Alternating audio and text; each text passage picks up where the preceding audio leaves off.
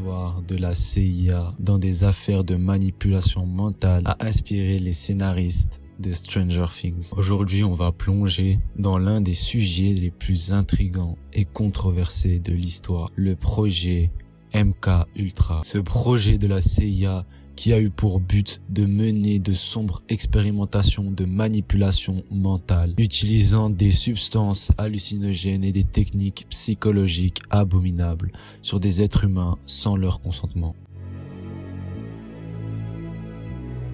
Le 13 avril 1953, la CIA décide de mettre en place le projet MKUltra. Pour ceux qui ne savent pas, la CIA est une agence de renseignement américaine chargée de collecter et d'analyser des informations sur les pays étrangers et les menaces de la sécurité nationale des États-Unis. En bref, la CIA est l'œil et l'oreille des États-Unis dans le monde. Pour revenir au projet MKUltra, ce projet avait pour but de développer des techniques de manipulation mentale et de contrôle d'esprit durant la guerre froide. Nous sommes aux États-Unis dans les années 50 et la guerre froide instaure un climat intense de rivalité idéologique et militaire entre les États-Unis et l'Union soviétique. Pour rappel, la guerre froide est une période de tension géopolitique entre les États-Unis et l'Union soviétique, qui ont opposé leurs systèmes économiques et idéologiques, le capitalisme et le communisme. Cette guerre aura duré environ 45 ans, de la fin de la Seconde Guerre mondiale à la chute du mur de Berlin en 1989. À cette période, les États-Unis sont terrifiés. Ils ont peur que les soviétiques et les chinois développent des techniques de contrôle d'esprit et que leurs agents ou prisonniers de guerre puissent divulguer des informations. La CIA, alors nouvellement formée, alloue 25 millions de dollars pour des expériences psychiatriques sur des êtres humains. Le principal acteur du projet MKUltra est Richard Helms, qui propose d'envisager l'utilisation secrète de matériaux biologiques et chimiques dans le cadre d'opérations clandestines de la CIA. Il faut savoir que l'enjeu global du projet MKUltra est de trouver des techniques scientifiques qui permettraient à la CIA de manipuler les consciences et de faire agir tel ou tel individu comme ils le désirent. En gros, ils veulent faire des expériences et vraiment transformer des personnes en robots, en marionnettes qu'on pourrait manipuler comme on le souhaite. Les origines du projet MKUltra. Cet enjeu de la manipulation mentale est lié aux expérimentations menées dans certains camps de concentration nazis, en particulier celui de Dachau. Dachau est le premier camp de concentration mis en place par le régime nazi. Il sert de modèle à tous les camps de concentration nazis. Dans ce camp de concentration, on y trouve des opposants politiques communistes, par la suite des juifs de Bavière, des prisonniers de guerre soviétiques ainsi que des homosexuels et des tziganes. Dans ce camp, les limites physiques et psychiques de l'humain y sont poussées à des extrêmes, aux conséquences jusque-là inconnues. Là, on va rentrer dans le concret. Comment la CIA a agi et les méthodes employées lors de ce projet. Électrochoc massif, injection de LSD, privation sensorielle, coma artificiel, toutes ces méthodes horribles ont été menées sur des personnes dites sujets et pour la plupart du temps sans leur consentement. L'hôpital psychiatrique de Boston. Dans cet hôpital, les patients étaient payés environ 25 $ pour expérimenter les effets du LSD. Ces premières recherches n'étaient pas uniquement dédiées à des applications militaires ou secrètes. La plupart des professionnels de la santé mentale ont travaillé dans le but de modifier le comportement à des fins thérapeutiques. Déjà à partir de ce moment-là, c'est sidérant. Proposer à des personnes atteintes mentalement de tester un produit comme le LSD contre de l'argent, c'est vraiment un comportement immoral. Mais vous n'êtes pas au bout de vos surprises. L'Institut psychiatrique de l'État de New York. En 1952, Harold Blower, un joueur de tennis professionnel à la retraite, est suivi pour une étude médicamenteuse dans un centre psychiatrique à Manhattan. Jusqu'ici, tout va bien. Mais entre décembre 1952 et janvier 1953, il reçoit 5 injections d'un dérivé de la mescaline. La mescaline, c'est une substance qui provoque des effets comme l'euphorie, la perte de mémoire à court terme ou encore les troubles de concentration. Peu de temps après sa 5e injection, Blower décède d'une overdose. Ce qui est fou, c'est que Blower ignorait le caractère expérimental du traitement et avait demandé l'arrêt des injections. Après son décès, l'armée a falsifié le document médical et dissimulé son implication pendant près de 22 ans. Un accord a été conclu avec l'ex-femme de Blower en échange de $18 000 pour classer l'affaire. L'hôpital fédéral de Lexington. Nous sommes dans les années 50 et des dizaines de volontaires sont recrutés pour participer à un programme sur la dépendance et la tolérance aux drogues. Durant ce programme, des hommes ont été maintenus sous les effets du LSD pendant 77 jours, avec des doses surélevées.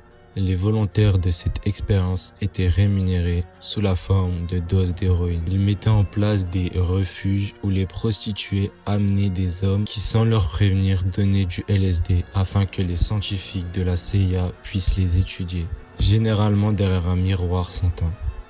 Une autre pratique courante consistait à organiser et à observer des soirées induites par le LSD. Ces soirées étaient appelées tests acides et la culture qui en est ressortie a joué un rôle clé dans le développement des mouvements hippies et psychédéliques quelques années plus tard.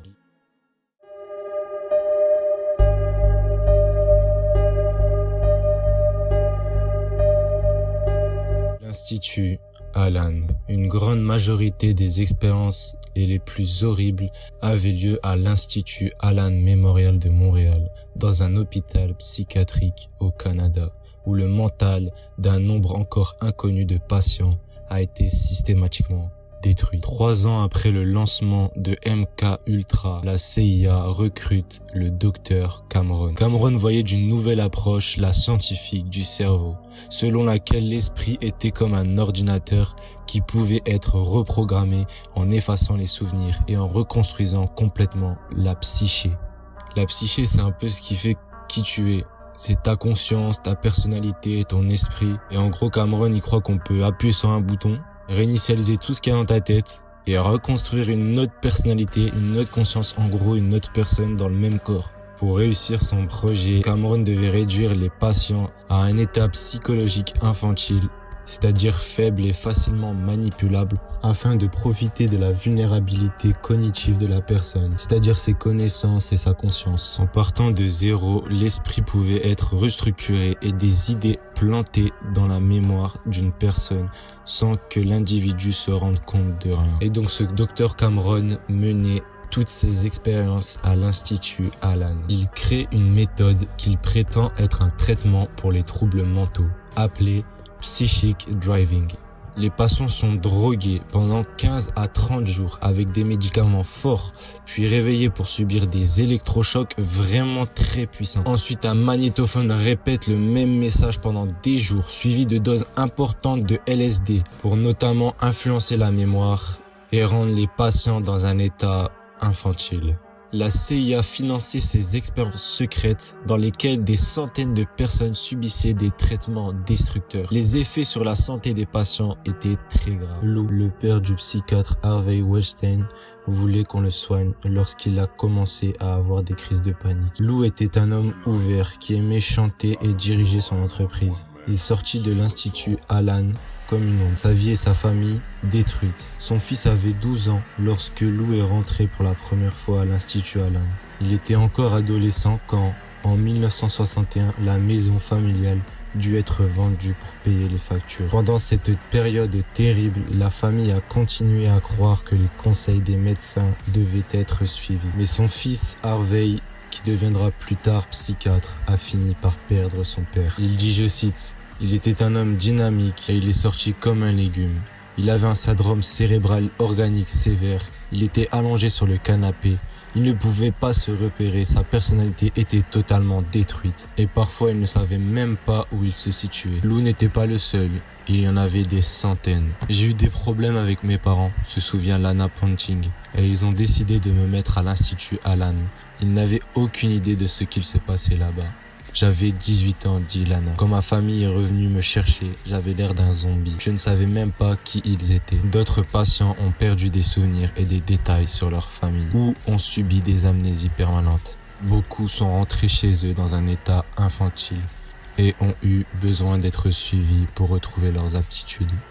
Trompés par les intentions et les objectifs de ces personnes, ils en ont subi les conséquences pour le reste de leur vie. Malgré tous les documents effacés, un document datant de 1955 donne une indication de l'ampleur de l'effort consenti, indiquant des substances et les effets néfastes subis par les patients. Confusion, impulsivité, amnésie, paralysie, anémie ou encore des hallucinations. Tous ces troubles ont été provoqués sur des centaines de personnes, que ce soit à l'Institut Allen, à l'hôpital fédéral de Lexington, l'Institut psychiatrique de l'État de New York ou encore d'autres hôpitaux ou lieux que je n'ai pas cités.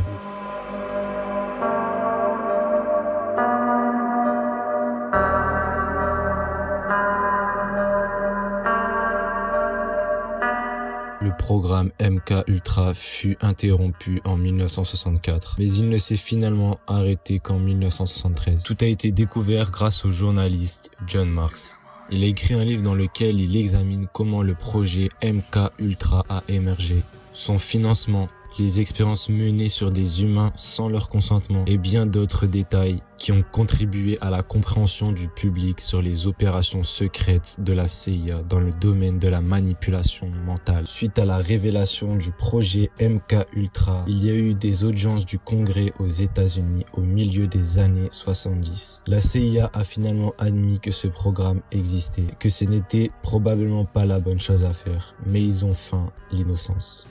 Malgré l'intérêt pour le sujet dans la culture populaire, la plupart des survivants ont souffert en silence, emportant leur traumatisme dans la tombe. Mais avec les documents rendus publics, d'autres victimes des expériences ou des séquelles sur leurs proches, comme Harvey, le fils de Lou, qui avait subi des expérimentations à l'Institut Allen, ont pu reconstituer ce qu'il s'était passé. On m'a présenté le docteur Cameron et je ne me souviens pas du tout de lui, a déclaré à la BBC Linda McDonald, hospitalisée à 26 ans et souffrant de dépression. Un autre patient déclara: « On m'a diagnostiqué une schizophrénie. Je l'ai découvert en lisant mon dossier 20 ans plus tard. Et ils m'ont donné tous ces traitements par électrochoc, des grosses doses de drogue et de LSD. » Un autre: « Je n'ai aucun souvenir de tout ça. Pas le temps passé à l'Institut Allen ou quoi que ce soit dans ma vie avant ça. Tout est parti. » C'est vraiment une histoire folle. Cette histoire a inspiré de nombreux films et séries. En tout cas, j'espère que ça vous a plu. Dites-moi en commentaire ce que vous en avez pensé. Et si vous avez des idées d'autres vidéos à faire, je prends avec plaisir. Merci à tous d'avoir regardé la vidéo. Salut.